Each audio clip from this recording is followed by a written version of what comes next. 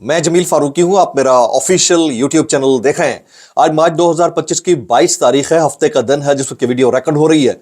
पाकिस्तानी वक्त के मुताबिक दोपहर के 4:15 बज चुके हैं। मेरी अंडरस्टैंडिंग में, मेरी नजर में अब तक की 3 टॉप स्टोरीज, बड़ी खबरें, टॉप डेवलपमेंट्स हैं जो मैं आपके साथ शेयर करना चाहूंगा। सबसे पहली और बड़ी डेवलपमेंट का ताल्लुक रियासत मुत्तहिदा अमेरिका यानी यूनाइटेड स्टेट्स ऑफ अमेरिका से है, जहां पर ट्रंप एडमिनिस्ट्रेशन यानी ट्रंप इंतजामिया के एक इंतहाई अहम कलीदी ओहदेदार ने न सिर्फ 25 करोड़ अवाम के मुर्शिद यानी कप्तान यानी कैदी नंबर 804 यानी इमरान खान से मुतालिक बात की है, बल्कि बात करते हुए फट पड़े। ये कौन शख्सियत है? पाकिस्तान, अफगानिस्तान, ईरान के मामले के ऊपर इनका कितना बड़ा किरदार है? क्या वाकईतन ये कोई बड़े ओहदेदार हैं भी या नहीं है? इसकी तफसीलात क्या रहेंगी, डिटेल्स क्या रहेंगी? खासतौर के ऊपर पाकिस्तान में इंसानी हुकूक की पामालियों के जो मामलात हैं वो इंतहाई अतः गहराइयों के अंदर जाते हुए नाइंसाफी की बुलंदियों के ऊपर है, तो उसके ऊपर इस टाइम के ऊपर यह बात आना कितनी इंपॉर्टेंट है, उसकी तफसीलात क्या रहेंगी मैं शेयर करूंगा। बलोच यकजहती कमेटी ने डॉक्टर महरंग बलोच की गिरफ्तारी से मुतालिक जो दावा किया है उसमें कितनी सदाकत है और हालात कितने मुख्तलिफ होने जा रहे हैं कोयटा के और बलूचिस्तान के, उसकी तफसीलात क्या रहेंगी वो भी मैंने शेयर करनी है। इसके अलावा लूट सेल चल रही है। एक तरफ अवाम है जिनको पीने के लिए साफ पानी नहीं मिल रहा, सेहत की दुरुस्त सहूलियात नहीं मिल रही, हालात उनके काबू में नहीं है। चीनी के ऊपर ढकोसला, यानी ऐसे ममालिक से भी चीनी इंपोर्ट की जा रही है जहां चीनी होती ही नहीं है। तो सोचिए उस मुल्क के अंदर अगर लूट सेल होगी तो लोगों की क्या राय होगी। लोगों की राय बदलने के लिए दिलों में जगह बनानी पड़ती है। तख्तो ताराज नहीं करना होता, तख्त के ऊपर राज करना होता है। यह फर्क है, यह समझने की जरूरत है। यह किसी को समझ नहीं आ रहा है। कुछ वायरल ट्वीट्स, वायरल बयान भी मैंने शेयर करने हैं, इसलिए गुजारिश है कि आपने वीडियो को शुरू से आखिर तक देखना है।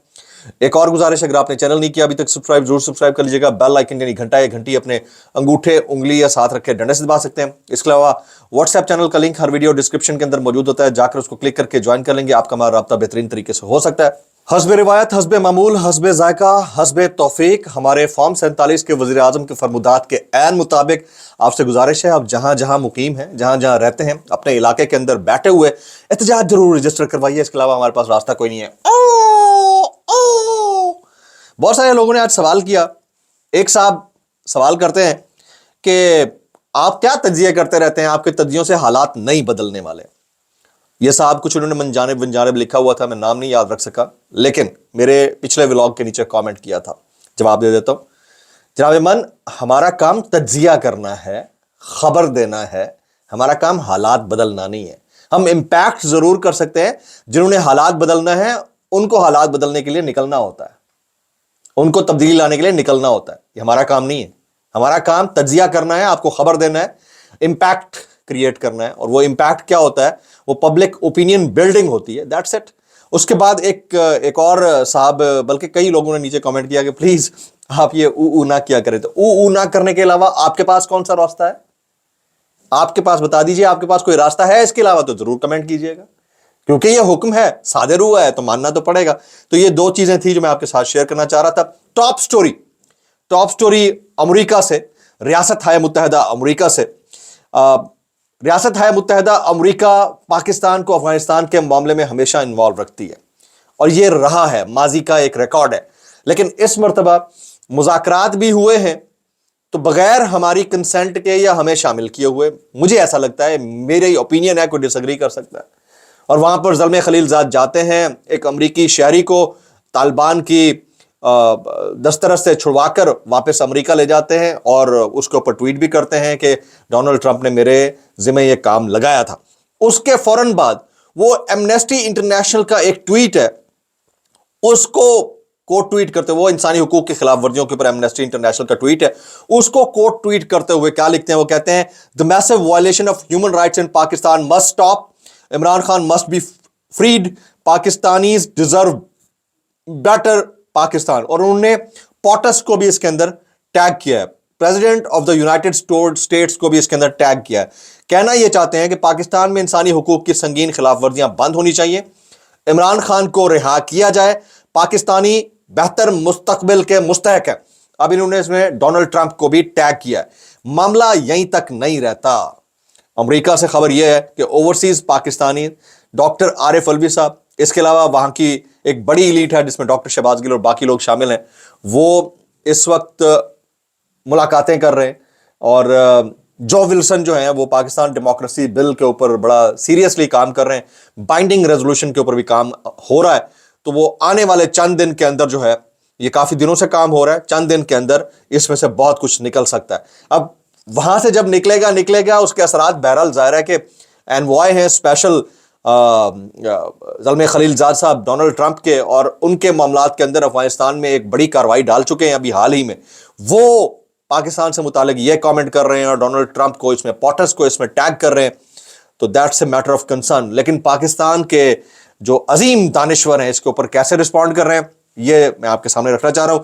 زلمے خلیل زاد ایک خاص مائنڈ سیٹ کا نام ہے، یہ عرفان صدیقی صاحب کہتے ہیں، ذرا سنیے گا کیا کہتے ہیں، غور سے سنیے گا۔ زلمے خلیل زاد ایک خاص مائنڈ سیٹ کا نام ہے، پاکستان کے لیے ہمیشہ منفی رہا، عرفان صدیقی بولتے ہیں۔ زلمے خلیل زاد کا امریکی شہری کی رہائی میں زیادہ عمل دخل بھی نہیں ہے، کس کا ہے پھر؟ ایسے کرداروں سے ٹرمپ صاحب کی سوچ مثبت طریقے سے آگے نہیں بڑھ سکے گی۔ اب یہ انڈائریکٹلی ٹرمپ صاحب کو مشورہ بھی دے رہے ہیں، یہ کہتے ہیں کہ وہ جو بندہ رہا ہوا ہے اس میں بھی زلمے خلیل زاد کا کردار وہ ہوتی ہے نا کہ پرائی شادی میں عبداللہ دیوانہ، یعنی کام کس کا ہے، رہتے تم ادھر ہو، بیٹھ کے مشورے ٹرمپ صاحب کو دے رہے ہو، یار کیسے کر لیتے ہو بھائی، کیسے کر لیتے ہو یار؟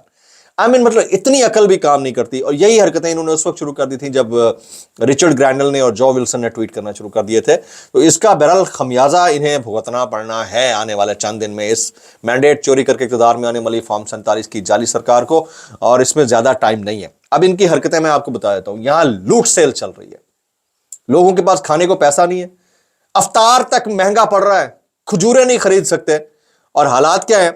وفاقی کابینہ نے اراکین اسمبلی کی تنخواہ اور الاؤنسز میں 188% کا اضافہ کر دیا، 188%، 5 لاکھ کو 18 یا 19 ہزار روپے منسٹر کی تنخواہ کر دی گئی ہے۔ مطلب اب حد ہو گئی ہے کہ یہاں پر جیسے لوٹ سیل چل رہی ہے، عوام کو کچھ کھانے کو نہیں مل رہا، پینے کو نہیں مل رہا، حالات خراب ہوئے اور ان کی حرکتیں ختم نہیں ہو کے دے رہی ہیں، تو یہ ایک پوائنٹ آف کنسرن ہے۔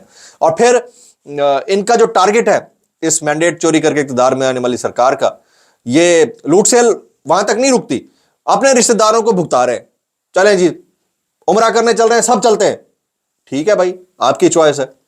اور پھر ان کا ٹارگٹ کون ہے؟ ٹارگٹ صرف ایک واحد مخصوص سیاسی جماعت ہے، اس کا نام پاکستان تحریک انصاف ہے۔ ابھی میں کچھ خبریں پڑھ رہا تھا مختلف ذرائع سے، مصدقہ غیر مصدقہ، مبینہ غیر مبینہ، اسلام آباد پولیس نے پی ٹی آئی کے 59 سرگرم کارکنوں کی مبینہ گرفتاری مانگ لی ہے جی۔ وہ ہمارے ایک دوست ہیں حسین رفیق، وہ ٹویٹ کرتے ہیں کہ تحریک انصاف کے وہ لوگ جنہیں 26 نومبر کو گرفتار کیا گیا تھا، آج روزے کی حالت میں شدید حبس میں قیدی وین میں جب لایا گیا تو 7 افراد اس میں بے ہوش ہو گئے، اتنی سخت گرمی اس کے اندر تھی۔ اچھا، اس ساری سچویشن کے اندر کچھ لوگ بول بھی رہے ہیں، جسٹس انوار الحق پنو جو ہیں وہ بولتے ہیں کہ بندے کو اٹھا لیا جاتا ہے اور 6 ماہ تک پتہ نہیں چلنے دیا جاتا، جب اس طرح بندوں کو اٹھایا جاتا ہے تو نفرتیں بڑھتی ہیں، ملک میں اسمبلیوں سے بندے اغوا ہوتے ہیں، آپ یہاں کہانیاں سنا رہے ہیں۔ لاہور ہائی کورٹ میں مغوی کی بازیابی کیس میں جسٹس انوار الحق پنو کے ریمارکس، یہ کچھ ڈیٹیلز تھی میں شیئر کرنا چاہ رہا تھا۔ اب آ جاتے ہیں ذرا کوئٹہ کے معاملے کے اوپر۔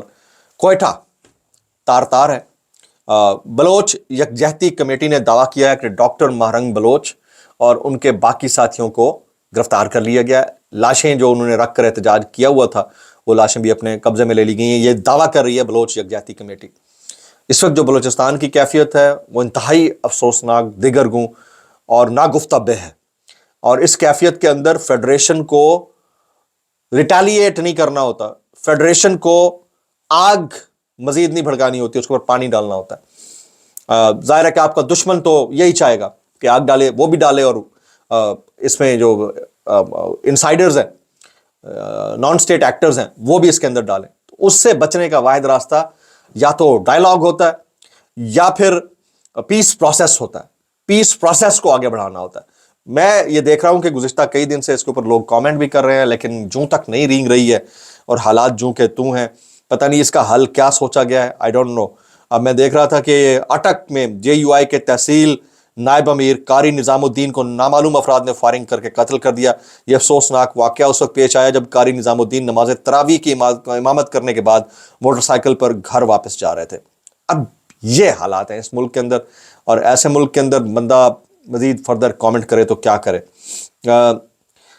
ایک رپورٹر ہے ARY کے، الفت مغل، وہ کہتے ہیں نون لیگ کے رہنماؤں نے نام نہ لینے کی شرط پر بتایا کہ نواز شریف کی طبیعت بالکل ٹھیک ہے۔ نواز شریف نے مذہبی اسکالر ڈاکٹر ذاکر نائک، جاوید لطیف سمیت سپریم کورٹ بار کے وفادار بلوچستان ہائی کورٹ کے بار سے بھی ملاقات کی ہے۔ یعنی جو لوگ یہ پھیلا رہے ہیں کہ نواز شریف صاحب کی طبیعت ناساز ہیں، ان کے لیے اطلاع عرض ہے کہ وہ کیا پھیلا رہے ہیں اور کیسے کر لیتے ہو یار، کیسے کر لیتے ہو۔